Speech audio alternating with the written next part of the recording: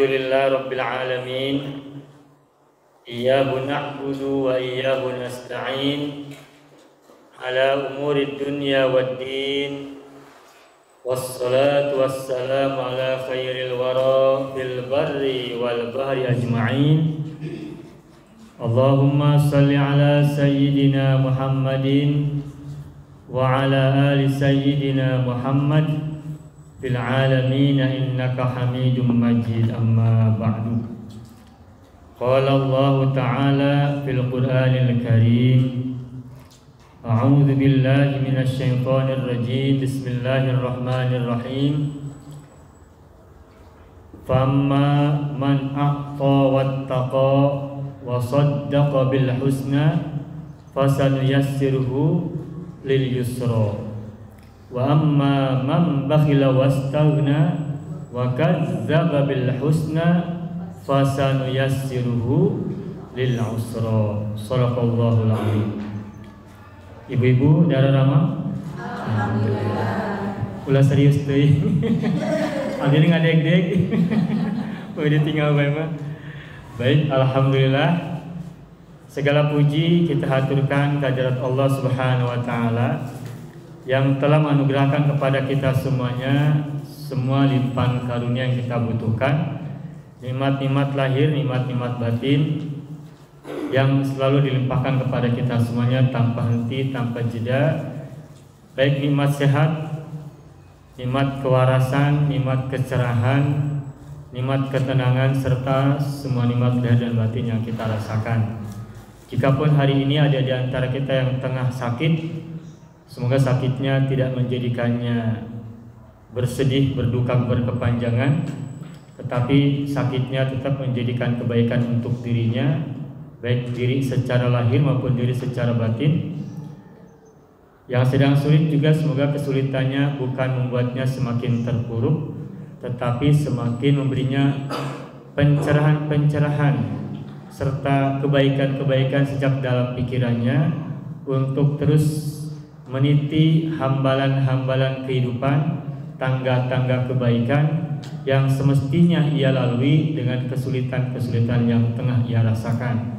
Sehingga kesulitan bukan lagi dianggap sebagai suatu penderitaan, tapi kesulitan dianggapnya sebagai sebuah tantangan, sekaligus juga sebuah tahapan-tahapan baru untuk menuju perjalanan berikutnya yang lebih tinggi, yang lebih baik, yang sudah Allah rencanakan untuk kita semuanya. Amin ya rabbal alamin. Begitulah kita dengan kesadaran ini, marilah kita bersyukur bersama-sama dan mengucapkan alhamdulillahi rabbil alamin dengan hati yang penuh syukur, hati penuh kesadaran, dan juga hati penuh penerimaan serta ketawakalan kepada Allah Azza wa Jalla. Salawat dan salam semoga Allah selalu curahkan pada junjungan alam, kekasih agung Nabiullah Mustafa Muhammad sallallahu alaihi wasallam, juga untuk keluarganya yang suci dan para sahabat yang setia.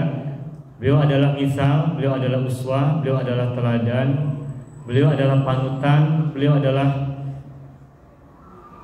contoh untuk kita telusuri, untuk kita ikuti, untuk terus kita gali, baik secara lahirnya maupun secara batinnya. Dan baik yang sudah pernah kita tahu maupun yang belum pernah kita tahu, kita terus mengenal beliau. Dan disebutkan dalam sebuah hadis yang disebutkan diriwayatkan Siti Aisyah bahwa Rasulullah itu adalah Al-Quran, kana khuluquhu Al-Quran. Jika ditanya seperti apa akhlak Rasulullah, nah kata Siti Aisyah, kana khuluquhu Al-Quran, akhlak Rasulullah adalah Al-Quran. Jadi kalau kita misalkan ingin tahu seperti apa akhlak Rasulullah, berarti kita harus memahami seperti apa Al-Quran. Maka ketika hari ini kita masih terus belajar mengkaji tafsir ayat-ayat Al-Quran, meskipun sedikit-sedikit, sepenggal-sepenggal, mudah-mudahan itu juga merupakan bagian kita. Pertama, untuk memahami ayat-ayat Al-Quran. Kedua, juga terus menelusuri akhlak-akhlak Rasulullah yang sepatutnya dijadikan serapan akhlak untuk kita semuanya. Amin ya rabbal alamin. Ibu semuanya saya hormati, tadi di pengantar saya bacakan beberapa ayat yang terdapat dalam surat al-lail. Yani a'udzubillahi minasyaitonirrajim. Famma man a'ta wattaqa wa saddaqa bil husna fasanuyassiruhu lil yusra. Lanjutannya, wa amma man bakhila wastaghna wa kadzdzaba bil husna fasanuyassiruhu lil usra. Ayat ini kita semua atau hampir semua kita sudah hafal dari awal sampai akhir. Namun sejauh yang sampai saat ini saya tahu, yang saya simak, jarang-jarang penceramah, jarang-jarang ustadz ketika menjelaskan suatu tafsir tentang kehidupan ataupun yang lainnya, jarang sekali ayat ini digunakan dalam bahasan. Seingat saya atau setahu saya, mungkin ibu-ibu sudah pernah mendengarnya, dan jika sudah mendengarnya namun sekarang mendengarnya kembali dari apa yang kita bahas pada sore hari ini, semoga tetap bisa menjadikan perbandingan dalam pemahaman ayat-ayat yang kita akan kaji hari ini. Ibu semuanya saya hormati, ayat tadi kalau kita baca dalam terjemahannya, boleh Bapak Ibu lihat, boleh Ibu lihat dalam terjemahan ya. Famma man a'ta wattaqa. Maka adapun orang yang memberi dan bertakwa. Fa amma man a'ta wattaqa.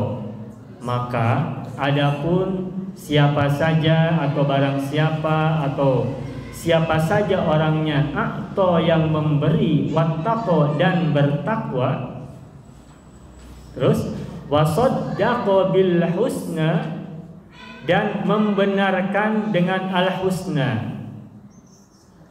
Al husna di situ di terjemahan ibu-ibu apa diterjemahkannya? Dan membenarkan apa? Di terjemahan ibu? Terjemahan mushaf yang dipegang oleh ibu semua? Membenarkan adanya pahala. Begitu ya? Nah, baik. Baru saja saya membaca tafsir Fathul Qadir bahwa pemahaman tafsir atas al-husna di sini itu para mufassir memiliki banyak pemahaman atau banyak penafsiran. Yang tadi disebutkan oleh Ibu Yeyen tentang pahala, al-husna di situ sebagai pahala, itu benar. Itu hanya salah satu penafsiran dari al-husna. Tetapi kalau kita baca dalam kitab-kitab tafsir, dan salah satunya Fathul Qadir yang saya baca baru saja, al-husna itu dipahami pertama dengan al-jannah, surga. Sehingga ketika disebutkan wasaddaqa bil husna, maka maknanya adalah dan membenarkan surga. Ya, surga itu apa? Berarti kan pahala juga ya, ganjaran juga ya. Sesuatu yang dijanjikan akan diberikan kepada orang-orang yang berbuat baik begitu. Maka disebutkan juga bahwa tafsir al-husna dalam ayat ini adalah surga.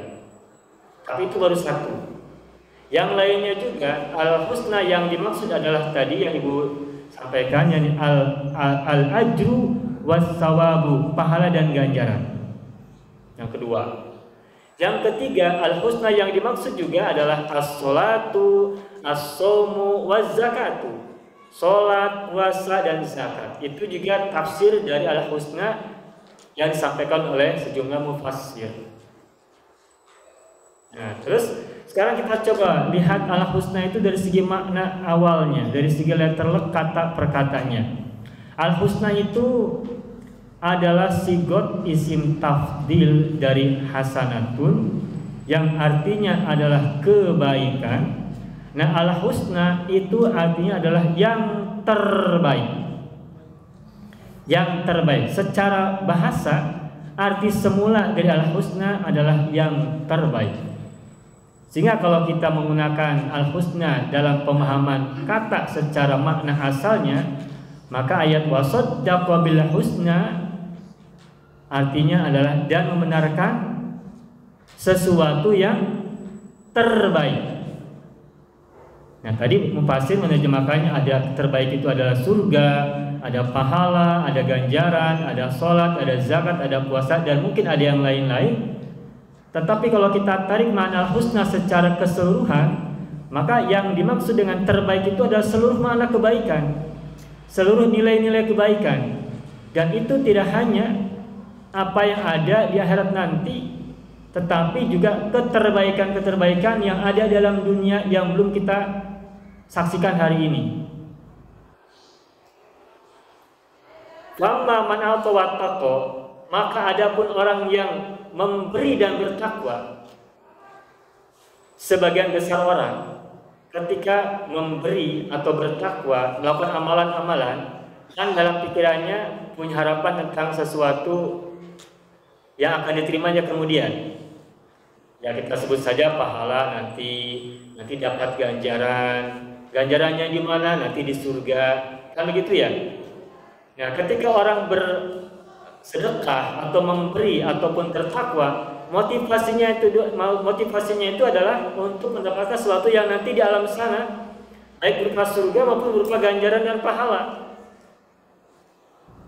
Ketika orang memberi tapi tidak punya motivasi untuk dapat sesuatu yang al-husna di sana itu, maka sebagian besar orang kalau tidak memiliki motivasi, nanti pada saat yang akan datang mungkin motivasinya melemah atau mungkin juga hilang. Tetapi ketika orang memiliki motivasi berupa al-husna yang tafsirnya tadi kita sebutkan beberapa itu, maka dia dorongan untuk atau memberi dan wattaqo bertakwa boleh jadi semakin besar dan akan sangat besar. Dan banyak orang-orang melakukan tindakan memberi dan bertakwa itu motivasinya adalah mendapatkan pahala, ganjaran, surga dan semacam itu. Maka ungkapan wasaddaqa bil husna ini adalah pernyataan dari Allah dalam Al-Quran bahwa orang yang memberi dan bertakwa dan dia meyakini, membenarkan tentang sesuatu yang terbaik nanti yang akan dia terima, yang akan dia dapatkan. Nah, apa berikut ayatnya itu? Fasanuyassiruhu lil yusra, maka niscaya kami akan memudahkan orang itu lil yusra, menuju kemudahannya.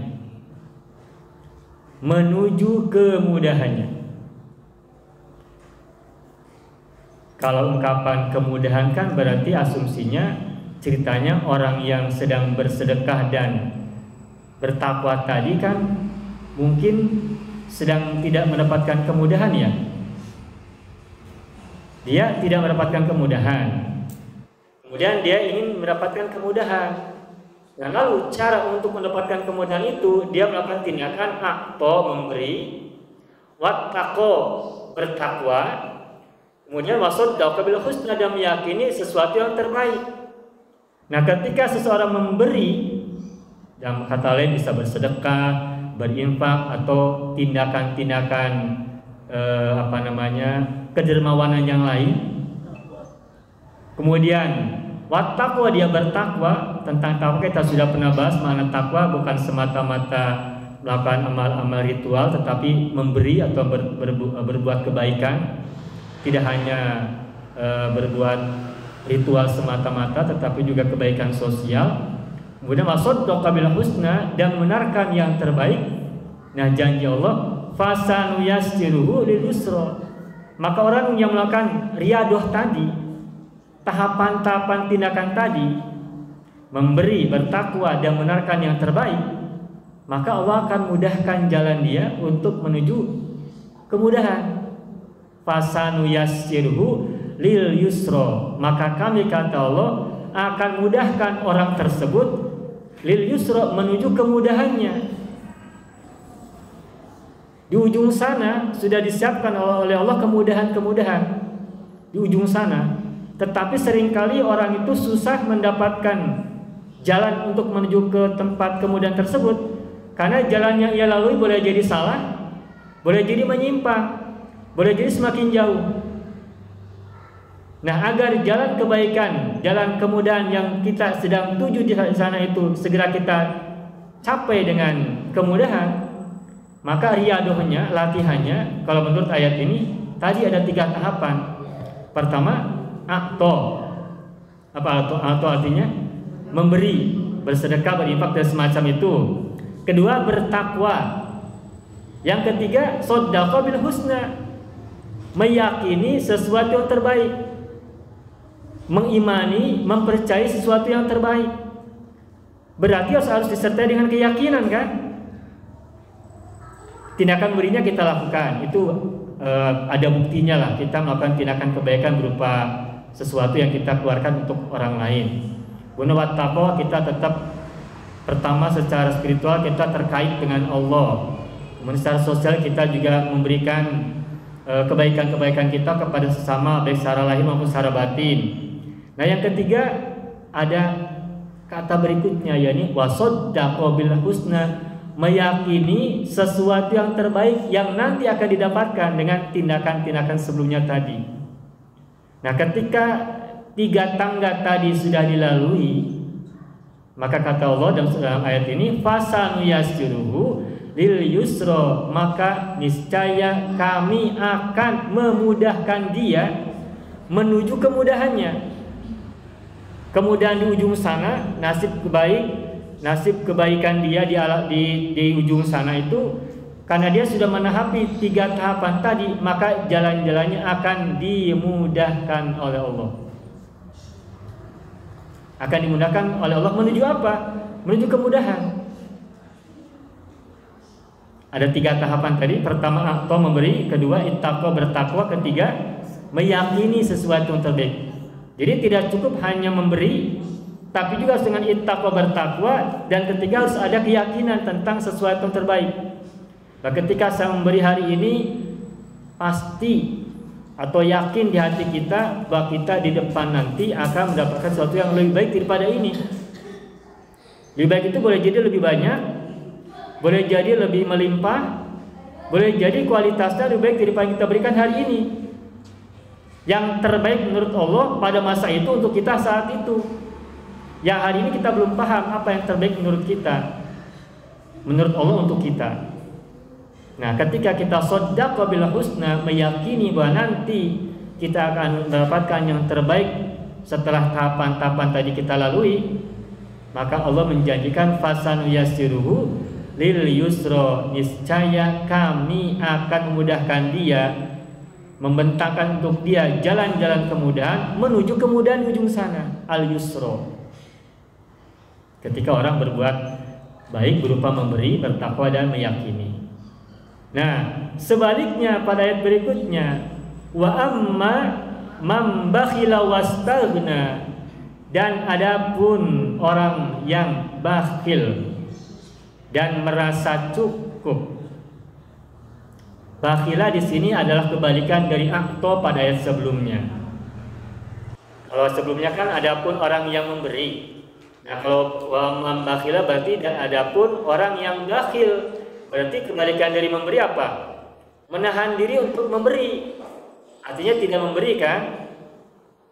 Boleh disebut dengan bakhil, kikir, pelit, atau yang lain-lainnya. Bahasa Sunda mungkin ada yang keluar ya, kata-kata yang kita ingat mungkin. Koret, cap jahe, merek hese, dan semacam itulah gitu. Nah, bakhil itu kebalikan dari atau yang disebut pada ayat sebelumnya. Wastaghna, arti asalnya adalah merasa cukup. Merasa cukup. Nah, ini kebalikan dari kalimat dari ayat pada ayat sebelumnya, yakni wattaqo. Orang bertakwa itu berarti kan orang yang terus berbuat kebaikan. Kenapa dia berbuat baik? Karena amalan hari ini berapapun yang sudah dia lakukan, betapapun banyaknya mungkin bagi orang lain, tapi sebenarnya masih kurang. Oleh karena itu maka bagi dia terus bertakwa itu adalah kebaikan yang harus dia lakukan sepanjang ia mampu melakukannya kapanpun. Dan dia tidak merasa cukup dengan amalan hari ini sekian, tapi tetap berbuat baik lagi, berbuat baik lagi, berbuat baik lagi, dan begitu seterusnya. Karena apa? Karena dia tidak merasa cukup dengan amalan yang sudah dilakukan sampai hari ini. Toh kan kita tidak pernah tahu bahwa sebanyak-banyaknya amalan yang kita lakukan pun toh kan belum tahu apakah itu diterima atau tidak. Ya tidak. Nah, karena apapun amal yang sudah kita lakukan, betapapun banyaknya, dan itu belum tentu diterima, maka sebisa kita tetap berbuat baik lagi. Kenapa? Kita merasa belum cukup dengan amal yang sudah kita lakukan. Sehingga konsep ittaqo dalam ayat ini berarti melakukan kebaikannya terus-menerus, melakukan ketakwaannya terus-menerus tanpa henti. Berkebalikan dengan ayat sesudahnya wastaghna, yang artinya merasa cukup. Wa amma man bakhila wastaghna, maka adapun orang yang bakhil dan merasa cukup, artinya dia berpikir mungkin begini, saya tidak perlu lagi menjadi orang yang memberi, sebab apa? Sudah cukup kan, kemarin sudah saya beri. Cukuplah amalan saya hari ini, insya Allah besok juga akan dapatkan pengganti yang lebih baik. Cukup apa yang saya lakukan hari ini, sudah segitu saja. Kebaikan-kebaikannya, kesalehan-kesalehannya, kedekatan-kedekatannya dengan Tuhan, dengan Allah pun dianggap cukup. Karena apa? Karena merasa diri sudah cukup, istaghna. Seolah-olah dia meyakini bahwa perbuatannya itu yang sedikit itu pasti diterima. Kemudian dia merasa bahwa kebaikannya itu akan menolong dia meskipun tidak seberapa, dia belum tentu diterima. Makanya kalimatnya wastaghna, merasa cukup. Karena merasa cukup, dia merasa cukup lagi, dia merasa tidak perlu lagi untuk berbuat kebaikan-kebaikan berikutnya yang baru. Nah, kebalikan dari ittaqo adalah melakukan kebaikan berkelanjutan terus-menerus tanpa henti. Sedangkan istaghna merasa cukup dengan apa yang sudah ia miliki, yang sudah ia lakukan hari ini, sehingga tidak merasa perlu untuk berbuat baik lagi. Istaghna merasa cukup dengan apa yang ia sudah lakukan sampai saat ini atau sampai kemarin, dan tidak merasa perlu lagi untuk berbuat sesuatu lagi. Makanya kan dia bakhil. Nah, kemudian berikutnya apa lagi? Wa kadzdzaba bil husna. Nah, lebih parahnya lagi, wa kadzdzaba bil husna, dan dia mendustakan al husna tadi. Mendustakan, kalau tadi tafsirnya husna adalah surga gitu ya. Mendustakan surga, mendustakan pahala dan ganjaran, mendustakan sholat, puasa dan zakat dan semacamnya, atau mendustakan kebaikan masa depan yang akan ia dapatkan kalau ia tidak bakhil dan tidak istaghna, tidak merasa cukup diri. Nah, maka kata Allah, fasanu yassiruhu lil usra, maka niscaya kami akan memudahkan jalan dia menuju kesulitan. Kalau yang pertama, Allah akan memudahkan orang yang suka memberi itu, memudahkan jalannya untuk menuju kemudahan. Nah, kalau yang kedua ini, orang yang bakhil, yang istaghna dan kadzdzaba bil husna, itu Allah akan berinya jalan kemudahan menuju kesulitan. Sama-sama dapat kemudahan, tetapi yang satu dimudahkan jalannya menuju kemudahan, yang kedua dimudahkan jalannya menuju kesulitan. Nah, kalau kita disuruh pilih, mending kita dapat jalan kemudahan atau jalan kesulitan? Jalan kemudahan. Kemana dulu? Kalau jalan kemudahannya menuju kesulitan, mau tidak? Tujuannya apa yang akan kita capai? Kalau kita dimudahkan tapi jalan-jalan menuju kesulitan, kita tidak mau pastinya kan? Tetapi kalau kita dimudahkan jalan-jalan untuk menuju kemudahan, itu harapan kita semua. Nah, jadi ayat ini menggambarkan bahwa ada dua orang yang masing-masing meniti 3 hambalan, 3 anak tangga. Kelompok yang pertama, orang yang meniti jalan akto, memberi. Kedua, hambalan yang kedua adalah ittaqo, bertakwa. Dan hambalan ketiga adalah membenarkan atau meyakini sesuatu yang terbaik. Maka janji Allah untuk dia adalah dia akan diberi kemudahan menuju kemudahan. Kelompok yang kedua adalah orang yang bakhilah, kemudian merasa cukup sehingga tidak perlu lagi berbuat baik yang lain-lain berikutnya. Yang ketiga, mendustakan sesuatu yang terbaik yang ada di depan dia, yang semestinya dia dapatkan. Nah, karena ia mendustakan, maka Allah akan mudahkan jalannya untuk menuju kesulitan. Nah, sekarang kita coba terapkan dalam kehidupan kita.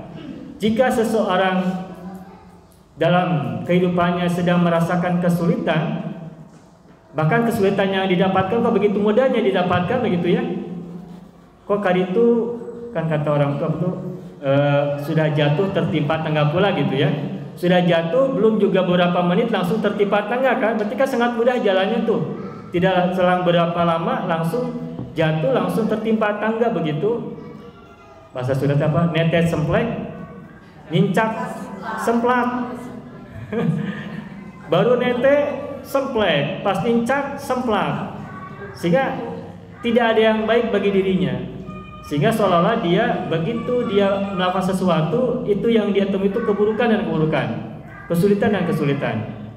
Nah, boleh jadi ketika seseorang sedang merasakan kesulitan-kesulitan itu, dan sepertinya bahkan ia merasakan kesulitan yang ia didapatkannya dengan begitu mudah gitu, dan sangat cepat prosesnya, maka boleh jadi ini dia sudah menjalani tangga-tangga menuju ke arah sana. Yani apa? Bakhila, istagna, dan kadzdzaba bil husna, mendustakan sesuatu yang terbaik. Nah, oleh karena itu jika seseorang pada hari ini ingin dapatkan kemudahan, maka hambalan-hambalan yang mesti dilaluinya adalah yang disebutkan pada ayat sebelumnya, yakni pertama a'ta memberi, kedua ittaqa bertakwa, ketiga shadaqah bil husna, membenarkan sesuatu yang terbaik. Nah, kemudian kita akan coba memahami ayat ini. Apakah ayat ini hanya merupakan ayat yang merupakan janji Allah untuk di alam akhirat berupa surga, pahala dan ganjaran semata-mata, ataukah ayat ini bercerita tentang kehidupan kita dalam dunia? Apakah kemudian yang kita harapkan itu untuk nanti di akhirat saja, ataukah juga untuk di alam dunia kita? Tentu saja jawabannya kita yang mendapatkan kemudahan kan di alam dunia kan Bu ya? Tidak hanya semata-mata di alam akhirat kan ya? Semua orang pasti ingin mendapatkan kemudahan itu sejak sekarang dalam dunia. Ketika seorang berbuat baik, ketika seorang melakukan kebaikan-kebaikan baik secara personal, di tengah keluarga, tengah tetangga dan sebagainya, itu dia mengharapkan dapatkan kemudahan itu di sini di alam dunia, bukan nanti di sana semata-mata. Dia di sana ongko-ongko, tetapi di sini pun kan ingin dapatkan kemudahan itu. Nah, sekarang bisa tidak ayat ini kita coba terapkan dalam kehidupan dalam dunia ini? Sementara dalam ayat-ayat yang lain sesungguhnya itu juga kita temukan ayat-ayat yang mendukung ayat ini, bahwa ayat ini bukan semata-mata tentang akhirat. Ayat ini tidak semata-mata bercerita tentang nanti masa depan akhirat, tetapi adalah kemudahan-kemudahan pada hari ini dalam dunia. Contoh di surat Al-Insyirah kita juga sudah hafal suratnya, ayatnya. Fa inna ma'al usri yusron, inna ma'al usri yusron. Sesungguhnya bersama kesulitan ada kemudahan, sesungguhnya bersama kesulitan ada kemudahan. Nah, ini ayat ini bercerita di alam dunia atau di alam akhirat? Di ayat sebelumnya kan Allah berfirman, alam nasroh laka sadrak wa wada'na anka wizrak alladhi anqadha dhahrak wa rafa'na laka dhikrak. Ini ayat tentang Rasulullah ini, itu kejadiannya di alam dunia atau di alam akhirat? Di alam dunia. Bukankah kami telah lapangkan dadamu, wahai Rasul, wahai Muhammad? Rasul dilapangkan dadanya di kapan? Di alam dunia. Alam nasroh laka sadrak wa wada'na anka wizrak alladhi anqadha dhahrak wa rafa'na laka dhikrak. Itu semuanya adalah peristiwa-peristiwa Rasulullah dalam dunia. Dan janji Allah, fa inna ma'al usri yusra, sesungguhnya bersama kesulitan ada kemudahan. Sesungguhnya bersama kesulitan ada kemudahan itu berarti juga untuk urusan duniawi, bukan nanti di alam akhirat. Fa idza farauta famsab wa ila rabbika farghab. Jika engkau sudah luang, maka berlelah lagilah, bekerja keras lagilah. Wa ila rabbika farghab, dan kepada Tuhanmu hendaknya engkau menginginkan atau menghendaki, mencintai dan semacam itu. Berarti surat Al-Insyirah ini bercerita tentang kemudahan dan kesulitan yang ada dalam dunia. Dengan begitu, maka ayat yang tadi kita bacakan di awal surat Al-Lail itu juga bukan semata-mata tentang nanti di akhirat, tetapi juga untuk alam dunia yang sekarang kita sedang alami. Ayat yang lain untuk menguatkan ya pemahaman bait ini tidak sedang bercerita tentang alam akhirat, tetapi juga sedang bercerita tentang alam dunia kita, kehidupan di alam dunia ini. Surat At-Tolaq, Allah berfirman, liyunfik du sa'atin min sa'atih. Terus waman qudira alaihi rizquhu falyunfik mimma atahullah. Terus la yukallifullahu nafsan illa ma ataha saj'alullahu ba'da musrin yusra. Liyunfik du sa'atin min sa'atih wa man qudira alaihi rizquhu falyunfik mimma atahullah. Terus apa berikutnya? La yukallifullahu nafsan illa ma ataha saj'alullahu ba'da usrin yusra. Hendaknya orang yang memiliki keluasan rezeki berinfak dari sebagian kelapangan rezekinya.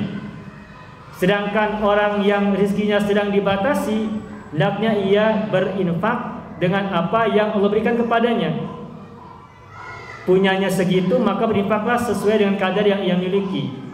La yukallifullahu nafsan, Allah tidak membebankan kepada seorang jiwa illa ma'ata, kecuali berdasarkan apa yang ia berikan kepada dirinya.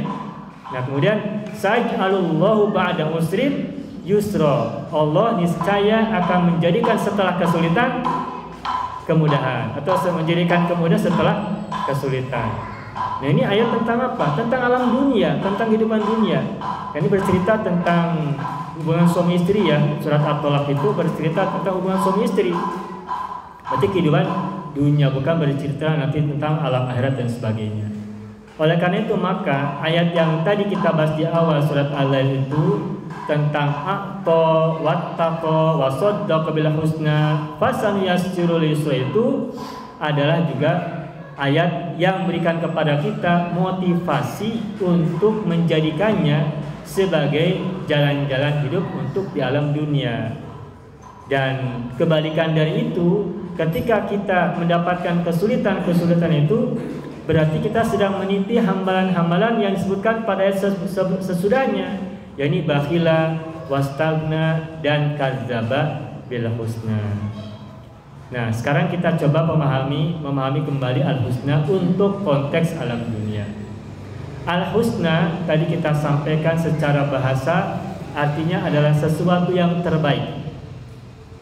Sesuatu yang terbaik. Nah, pada beberapa bulan yang lalu kita pernah sampaikan bahwa untuk mencapai kebaikan seseorang itu ada 3 poin yang bisa kita jadikan jalan untuk kita lakukan. Pertama adalah ungkapan syukur yang ada pada hati kita, bersyukur. Yang kedua adalah berpikir positif. Bersyukur adanya di hati, berpikir positif adanya di pikiran. Nah, ketika pikiran dan hati sudah bersatu, maka berikutnya tindakan itu harus kesatuan kedua belah pihak tadi antara hati dan pikiran mesti diwujudkan dengan tindakan yang ketiga, ini berbuat baik. Bersyukur, berpikir baik atau husnudon, kemudian berbuat baik.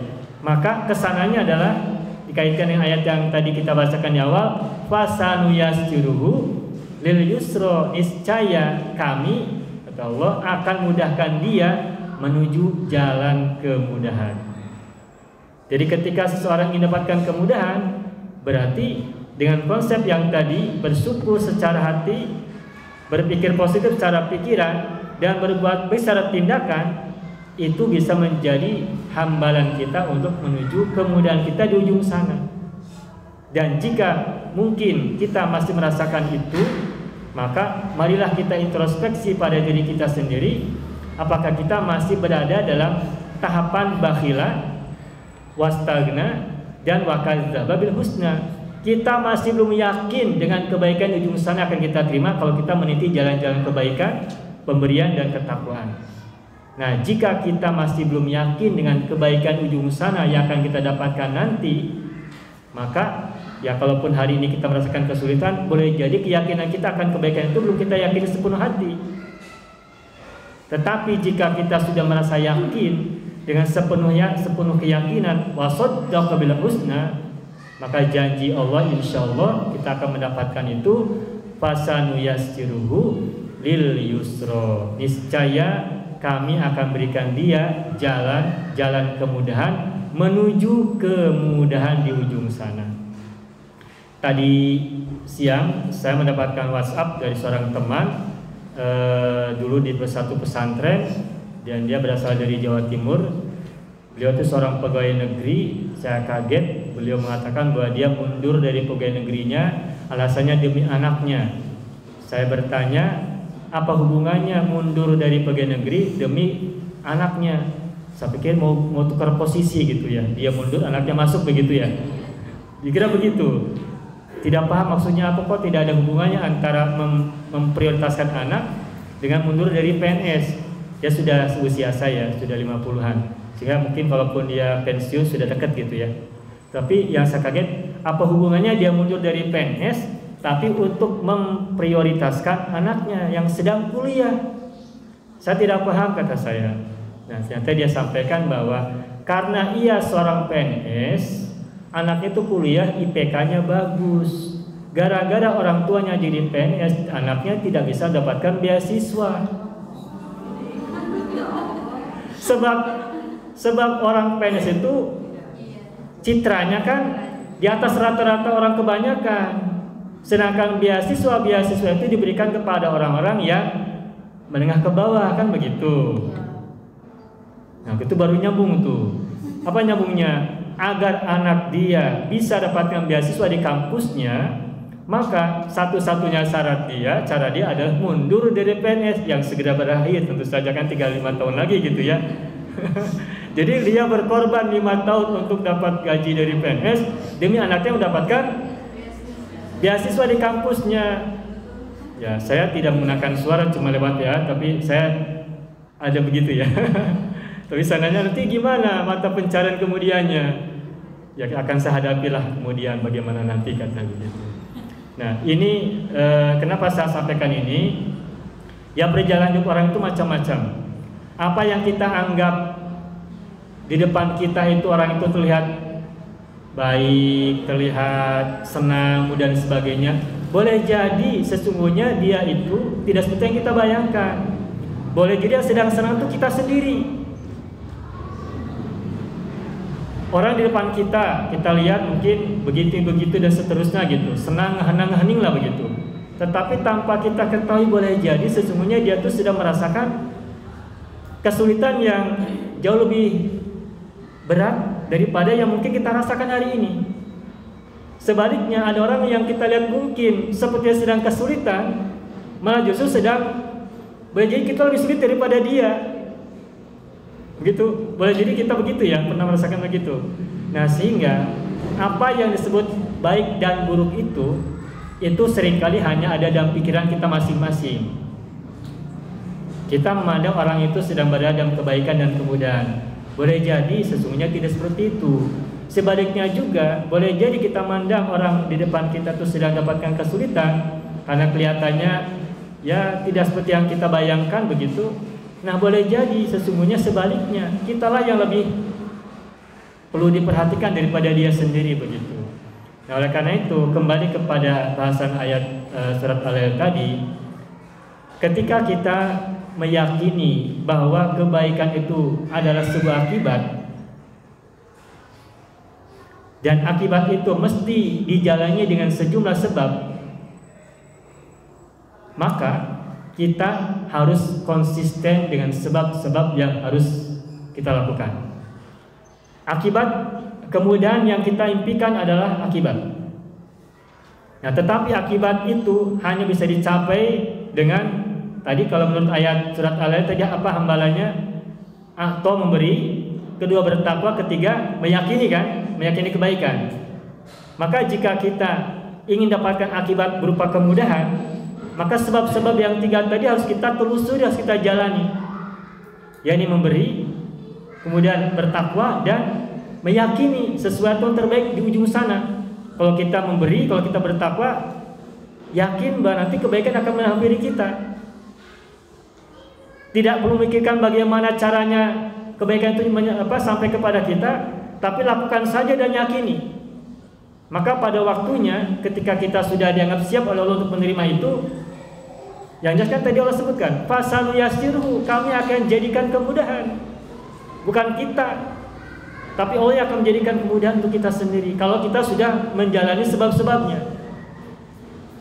Nah, tapi kalau kita tidak menjalani sebab-sebabnya, maka jangan harap kita bisa sampai pada akibat yang kita harap, yang kita inginkan di ujung sana. Oleh karena itu, maka yang lebih penting daripada kita memikirkan akibat di ujung sana, yang lebih penting adalah kita meluaskan diri, memperbesar pikiran, memperbesar jiwa untuk menjadi orang yang siap untuk berlapang dada, menjalani sebab-sebab yang harus kita lakukan bersama. Maksudnya bersama itu kan kalau rumah tangga kan ada istri dan suami. Ketika sebuah keluarga itu pincang, yang satu ke sana, yang satu ke sini, tidak menjadi suatu koordinasi yang baik antara kedua belah pihak dalam rumah tangga, maka boleh jadi kekuatannya kurang kuat, kekuatannya tidak seimbang, sehingga daya dorongnya pun tidak maksimal. Tetapi ketika suami istri di rumah tangga dorongannya sama, hentakannya sama, iramanya sama, sarindak saigel sabogot sapihanean, kata bahasa Sunda, maka insya Allah jalan-jalan kemudian itu akan semakin lebih mudah ataupun lebih cepat untuk bisa didapatkan. Fasanuyasiruhu yusra. Namun jika kemudian yang terjadi adalah sebaliknya, anu hiji ka kidul, anu hiji ka kulon, anu hiji ka wetan, anu hiji ka mana? Ka kulon, anu hiji ka kidul, anu hiji ka mana Bu? Ka kaler. Ka mana kaler? Salah ya. Anu hiji ka kidul, anu hiji ka kaler, anu hiji ka wetan, anu hiji ka kulon. Kidul, kaler, wetan, kulon. Sokilapnya, ya orang tua dulu mah kalau nyebut arah tuh pakai kidul kalernya punya. Badeka mana badeka kidul, badeka mana badeka kaler. Kalau kita mah enggak begitu, zaman sekarang di kota enggak begitu. Kemana? Itu ke sebelah kiri, itu ke sebelah kanan, gitunya. Itu sebelah kanan rumah Neondi. Itu sebelah kiri rumah Neondi. Itu orang zaman sekarang. Kalau orang zaman dulu, eta sebelah kidulnya rumah Neondi. Ya sebelah kedua sebelah sini gitu. Ya begitulah. Ya jadi kembali, jadi ketika seseorang dalam rumah tangganya itu dua-duanya bersatu, sarinak saigel sabugot sapihanian, insyaallah itu akan terasa lebih mudah dan akan terasa lebih ringan. Tetapi sebaliknya, jika itu malah pas saling singan, yang satu ke kanan, yang satu ke kiri, yang satu ke kidul, satu ke kaler, maka boleh jadi bukan hanya lama, boleh jadi tidak akan sampai begitu. Nah, tetapi jikapun itu terjadi ada di antara kita yang satu belah ke kanan, satu belah ke kiri dan sulit untuk didamaikan, maka perkuatlah kesabarannya dan tetap munculkan rasa syukurnya atas kebaikan-kebaikan yang pastinya tetap Allah berikan kepada siapapun, agar kesyukuran tadi tetap menjadi modal dia untuk menginjak hambalan-hambalan yang nanti akan dia miliki. Ketika sampai pada hambalan itu, mungkin nanti keluarganya juga akan ikut merasakannya di hari-hari kemudian. Itu saja yang bisa saya sampaikan. Mudah-mudahan apa yang tadi kita sama-sama bahas tentang tafsir surat Al-Lail, ayat berapa itu Bu? Ayat 5 sampai 10. Ayatnya sudah sama-sama kita hafal. Mudah-mudahan tadi bisa menjadi motivasi untuk kita, sekaligus juga pengingat untuk kita semuanya untuk meniti jalan-jalan kemudahan menuju kemudahan, dan kita dijauhkan dari jalan kemudahan menuju keburukan atau kesulitan. Amin ya rabbal alamin. Itu saja yang bisa kami sampaikan, dan marilah kita tutup dengan sama-sama doa. A'udzubillahi minasyaitonir rajim. Bismillahirrahmanirrahim. Allahumma sholli ala sayyidina Muhammad wa ala ali sayyidina Muhammad. Allahumma sholli ala sayyidina Muhammad wa ala ali sayyidina Muhammad.